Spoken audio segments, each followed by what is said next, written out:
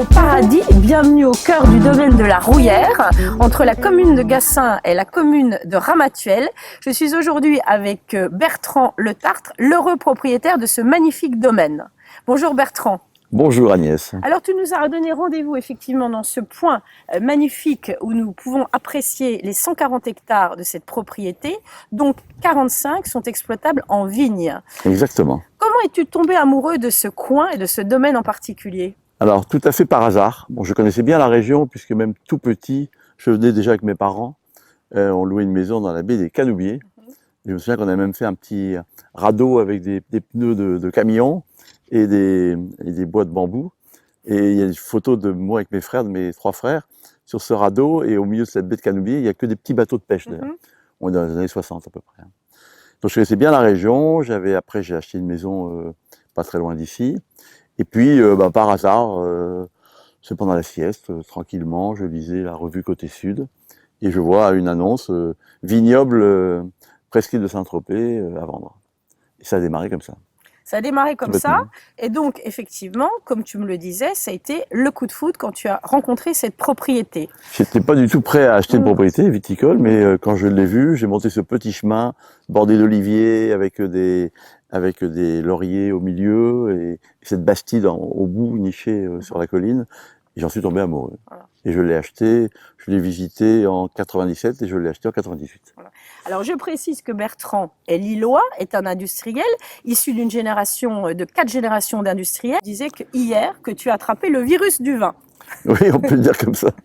Le virus, parce que j'étais pas, je veux dire, je suis lillois, donc à Lille, jusqu'à présent, il n'y a pas beaucoup de vignes, il y a plus de la bière que du vin. Et en fait, quand on commence à s'intéresser à la vigne, c'est pas bien un produit, c'est un métier, je veux dire, très complet et extrêmement passionnant.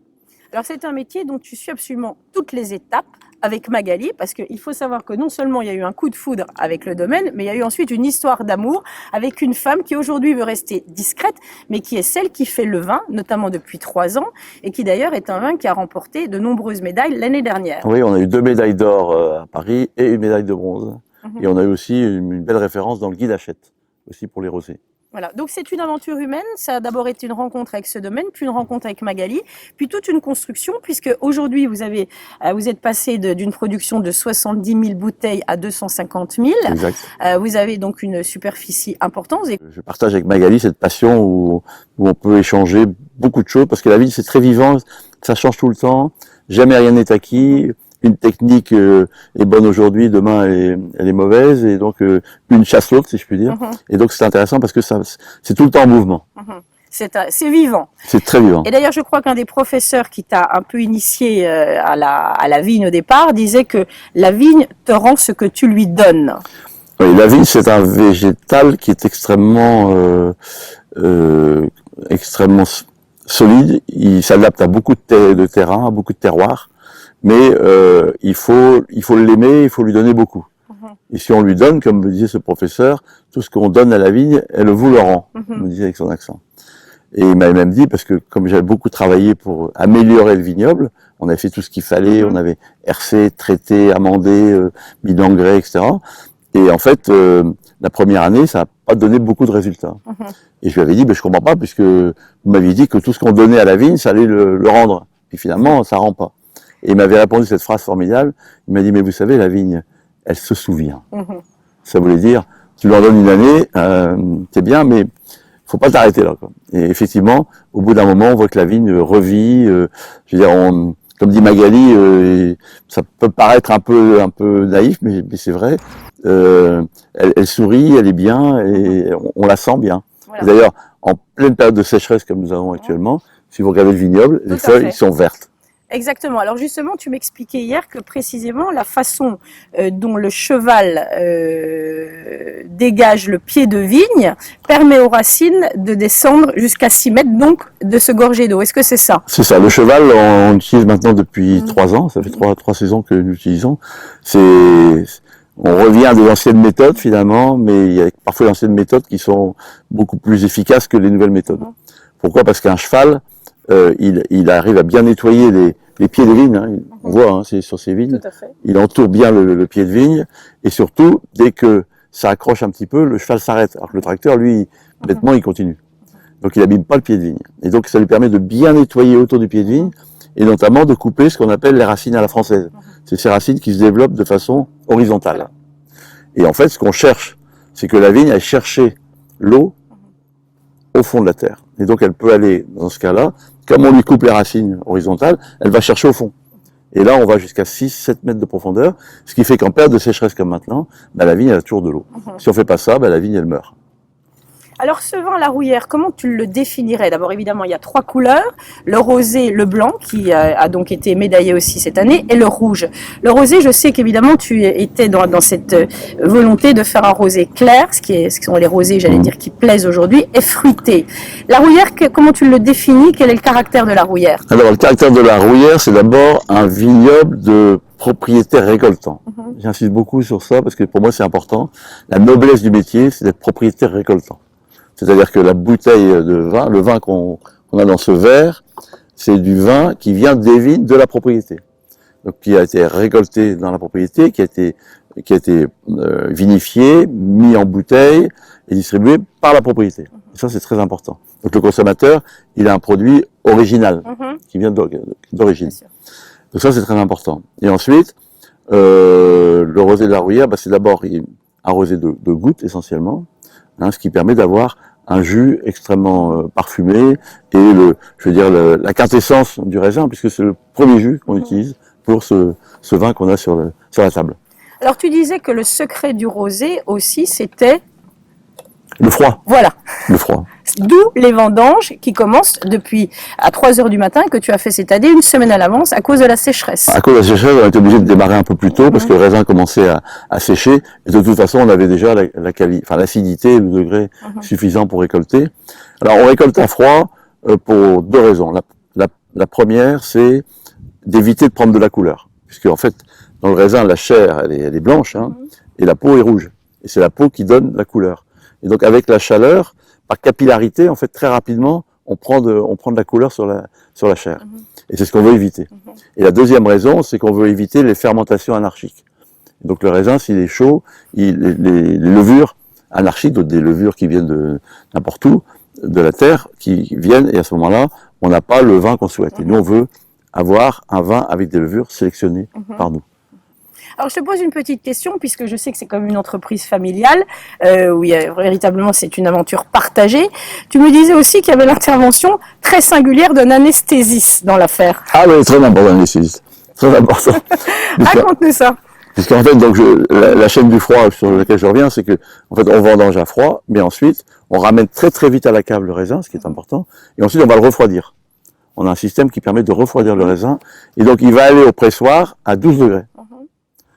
Et donc, il y a le moins de prise de couleur possible. Et ensuite, quand on va commencer la fermentation, on va la commencer à 15 degrés, et on va la finir à 18. Ce qui permet d'avoir, c'est qu'avant la fermentation, toujours d'ailleurs maintenant, la fermentation, on met les levures, et la fermentation, c'est un phénomène chimique qui fait que la température monte. Et au moment où le sucre se transforme en alcool, on peut monter à 25-30 degrés. Et à ce moment-là, on n'est pas encore en alcool, donc le jus de raisin se contamine. Et on mettait du soufre avant. Oui. Pour éviter la contamination. Et donc les gens disaient, le rosé fait mal à la tête, mal au ventre. Oui. Nous, on fait, grâce au système de froid, ça nous permet de fermenter entre 15, on monte au maximum à 18 degrés. Donc pas de soufre et pas de perte aromatique. On conserve les arômes à cette température-là. Donc ça, c'est très important pour le... Pour ça, je dis pour le rosé, il y a une règle, c'est le froid. Alors, l'anesthésie. Alors, ça, c'est pour caler le SO2. Voilà. C'est très important, de manière juste, mettre la dose qu'il faut pour juste préserver le jus de raisin. Et là, un anesthésiste, quoi de mieux qu'un anesthésiste pour faire ça? Bien sûr. Donc, c'est le secret de fabrication de La Rouillère. Il y a beaucoup d'amour et un anesthésiste. Voilà, voilà. Alors, les cépages, Bertrand, parle-nous de ces noms qui sont chers à nos oreilles. Quels sont les cépages pour le rosé? Alors, les cépages rois du rosé, c'est le grenache et le cinsault. C'est la base. Après, on peut ajouter de la syrah, on peut ajouter du mourvèdre, on peut ajouter un peu de rôle aussi si on souhaite, mais la base, et c'est ce qui fait que les rosés de Provence sont les meilleurs du monde, c'est qu'on a le grenache et le cinsault. C'est pour ça que beaucoup de régions ont essayent de faire du rosé, mais ils feront jamais comme nous, Non. parce qu'ils n'ont pas les cépages. Ça, c'est la base. Non. Et ensuite, ils n'ont pas le climat. Le climat est très important. Le climat, c'est le gros avantage, c'est qu'on a en Provence, bon, on a le Mistral. Et le Mistral, c'est le meilleur antiseptique, je sais de quoi je parle, c'est le meilleur antiseptique qui existe, puisque en général, quand il fait chaud, humide et qu'il a plu, c'est là où la maladie se développe, ce qui est logique. Et donc nous, en général, quand il a plu, derrière, il y a le Mistral. Et le Mistral sèche. Et donc, pas de traitement. Alors justement, je me permets d'intervenir. Magali m'expliquait ce matin que vous avez 114 parcelles qui permettent justement à ce que le vent passe, ce fameux Mistral, pour dégager des éventuelles maladies ou pour sécher. Oui, parce qu'on est tout en coteau. Oui. Vous regardez, on descend jusque bas de la plaine là, et on remonte de l'autre côté. Donc on est tout en coteau. Donc le gros avantage des coteaux par rapport à la plaine, c'est justement le Mistral passe. C'est ça. Même tous les vents passent finalement, parce que nous on a la mer là et la mer là. Donc on est vraiment entre le bout du golfe de Saint-Tropez et les plages de Pamplonne. Donc on est vraiment balayé par le vent et l'air marin. Et l'air marin, très Et important. l'air marin est important aussi parce qu'il a un petit côté iodé au rosé et je dirais il fait des rosés plus légers qu'on peut faire dans d'autres secteurs. Alors aujourd'hui, Bertrand, donc ce rosé que nous aimons beaucoup, dont on est extrêmement content qu'il ait été primé comme ça cette année, on le consomme dans les bonnes maisons tropéziennes. J'ai envie de parler du Sub, une amie commune, de Séléquier, de beaucoup de restaurants, de plages également. Pour toi, quel est l'objectif, pour toi qui es effectivement un homme d'affaires aussi, un industriel, certes on voit un passionné, un amoureux, qu'est-ce que tu vises avec cette maison? Je ne pense pas que ce soit la quantité de bouteilles, c'est... Non, nous on veut vraiment, avec Magali, rester, garder ce côté familial de la propriété. Donc on veut pas, on fera jamais des millions de bouteilles, c'est pas l'objectif. L'objectif c'est vraiment de faire 200, 220, 250, 270 selon les années, mais vraiment de notre ville qu'on a traité comme il fallait, qu'on a entretenu, qu'on a aimé, et avec laquelle on va faire du vin, et essayer de faire la meilleure qualité de vin possible. Et être dans les beaux endroits. Les brasseries de luxe. Voilà, ce que j'appelle les brasseries de luxe. Exactement, les brasseries de luxe. C'est notre objectif. Et on a commencé à être dans beaucoup de brasseries de luxe, que ce soit évidemment à Saint-Tropez, mais aussi à Lyon, un peu à Paris maintenant, et puis Saint-Barth, Hong Kong, la Suisse, l'Allemagne maintenant, mais uniquement dans les beaux endroits, de manière à... Je trouve que les rosés de Provence, et pas seulement les rosés, mais les blancs et les rouges, méritent sont au niveau des grands vins maintenant français, voire des vins du monde. Alors ce métier, c'est 20 ans presque, puisque vous allez l'année prochaine fêter les 20 ans de ce domaine. Ce métier, cette terre, qu'est-ce que ça t'a appris? C'est énormément de choses.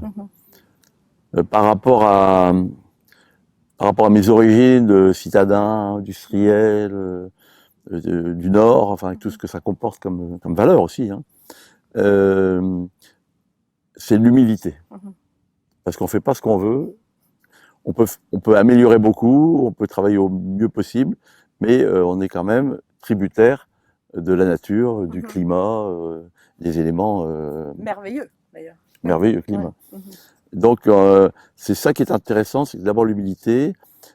Ensuite, ce que j'ai beaucoup aimé aussi, c'est que, quand on est à ce niveau industriel où je suis, ça permet de retrouver parfois les bases, c'est-à-dire c'est aider à travailler la terre, c'est aider à la mise en bouteille, c'est goûter les vins au moment de la vinification, c'est pourquoi pas à un moment donné dépanner un client, aller le livrer avec la camionnette, enfin, plein de choses qui font que ça te plaît. Le contact, au fond. Le contact avec les gens en direct, qu'on perd un peu quand on arrive à un certain niveau dans les affaires, ce que tout le monde sait. D'ailleurs, il y a une astuce, enfin en tous les cas, une petite particularité qui est propre à ce domaine, c'est le wine drive, qui est une façon d'être très au contact des conducteurs qui s'arrêtent devant cette très jolie maison et qui peuvent repartir avec leur caisse de vin. Oui, ça c'est une originalité de domaine de la Rouillère. J'appelle ça effectivement mon wine drive, en image avec le Mike Drive, parce que c'est vrai que c'est très pratique, les gens peuvent s'arrêter, ils peuvent déguster ce qu'ils ont envie de déguster et repartir avec des caisses de vin. Et ça, c'est très apprécié par les consommateurs qui n'ont pas toujours envie de rentrer dans le château, ce qui est toujours un petit peu... impressionnant. Pardon, impressionnant, un peu bon. Et donc, ils sont ravis de pouvoir s'arrêter. Ce qui n'empêche pas que s'ils souhaitent visiter, évidemment, le domaine, il n'y a aucun problème, bien sûr. Oui, c'est un domaine qui est ouvert. Tu as fait déjà pas mal pas table d'hôtes, mais de dîners avec des convives de qualité, des amoureux du vin, des amoureux d'un certain art de vivre. Donc, on disait tout à l'heure que ce domaine est un des plus vieux domaines de la presqu'île. D'où vient, quelle est l'origine de son nom, la Rouillère? Alors la Rouillère, c'est le ruisseau qui passe au travers de la propriété. Et c'est ce qui a donné le nom à cette propriété, mais qui est un nom ancien, puisque ça date de 1870, je pense à peu près. Alors, et tu disais une des... Et ça a toujours été un vignoble, d'ailleurs. Oui, ça a toujours été un vignoble, c'est ça. C'est-à-dire que, effectivement, à l'époque de Émile Olivier, qui était présent sur la presqu'île au château de la Moutte, peut-être venait-il déguster le vin de la Rouillère. Sûrement. Gérard Philippe, je crois aussi, était très présent sur ce domaine-là. Alors Gérard Philippe avait une partie des vignes, apparemment. Mais il y a un pareil-image de l'époque du décès de Gérard Philippe, où on voit Gérard Philippe sur un tracteur, et il est cité en dessous, Gérard Philippe, au milieu des vignes de la Rouillère. Voilà, c'est charmant. Alors, toi aussi, on te voit sur un tracteur, un beau tracteur rouge, arpenter tes vignes. Vous avez combien de temps de vendange, là, devant vous encore? Là, on a fait 5 jours, et à mon avis, on a encore une vingtaine de jours. D'accord. Ça dépend un peu de l'évolution climatique. Donc ensuite, c'est retour à la cave, où j'ai vu hier qu'il y avait 53 cuves. Oui. Vous sortez donc 2000 hectolitres. Oui, exactement. C'est important, c'est impressionnant. C'est un point en récoltant, oui, c'est déjà un beau volume. C'est un très beau volume. Avec toutes ces cuves, vous avez pu voir ces cuves. Oui. Magnifiques. Magnifique. Toutes avec des systèmes de ceinture qui permettent de refroidir le jus de raisin et le vin et de le conserver à bonne température. Et puis surtout cette cave qui a été étudiée aussi par gravité. Parce que vous avez vu, en fait, la vendange arrive en haut, les cuves sont au premier niveau et en dessous, on a sous la terre les barriques. Ce qui permet d'éviter au maximum les pompes. Parce que les pompes, ça stresse le vin, et le vin, il est comme nous, il n'aime pas le stress. Donc moins le stress, mieux il se porte. D'accord. Le vin, il n'aime pas le stress, et le vin rosé, on le choisit avec les yeux. Oui. N'est-ce pas Bertrand? Et justement, nos yeux, ce matin, en prennent plein la vue dans ce domaine magnifique que nous vous invitons à venir visiter. On peut visiter le domaine en appelant la Rouillère. Aucun problème. Voilà. Chacun est bienvenu. Et vous voyez qu'on est quand même, si vous êtes retourné, vous voyez qu'on a le village de Gassin et le village de Ramatuelle. Donc on est vraiment sur ces deux magnifiques communes. Voilà, un emplacement unique. Tout à Eh bien fait. Bertrand, moi je propose maintenant que d'avoir parlé de vin me donne envie de le goûter cette fois-ci. Alors nous allons peut-être commencer par ce rosé. Regardez la couleur de ce rosé, surtout vu à travers les vignes et le soleil. Hein, c'est ça qui est primordial dans un rosé aujourd'hui, c'est cette couleur. Claire, légèrement rosée, qui donne envie de le boire. Bravo et merci pour cette découverte merveilleuse. Il est vraiment très bon. Hein. Je confirme.